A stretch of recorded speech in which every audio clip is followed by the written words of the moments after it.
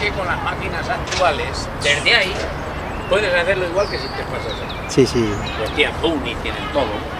Entonces, para evitar cualquier problemilla, pues mejor aquí.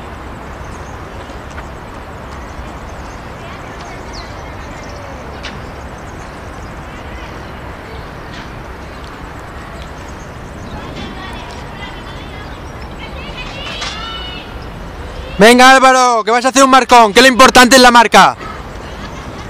Venga, va muy bien, a tope que quedan 2 vueltas. Menos.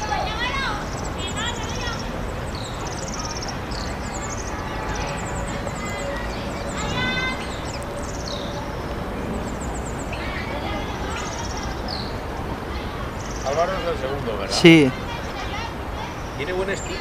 es un crack. Lo que pasa es que es más pequeñito, tiene un año menos. Ya, pero la pierna la lleva muy bien, los brazos también.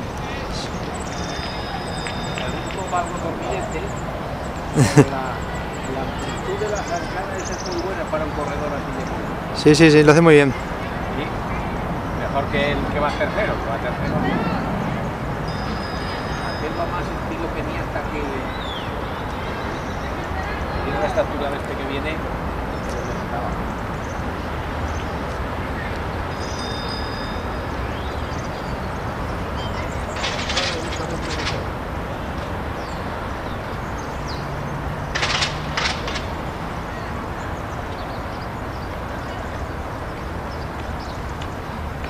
Por supuesto, Cuidado, la cuidado. arcada es mucho más bonita que la pista. Lo hace genial. Y los brazos también.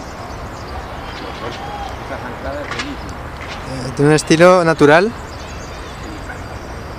¡A tope, Álvaro! 200 metros. Venga, la marca, la tienes ahí. Muérete ahí.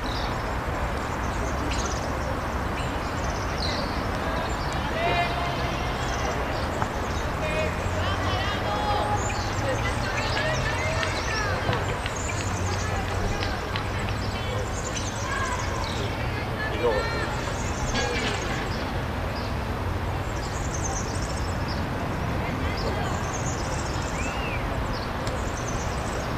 ¿Es infantil de primer año? Sí.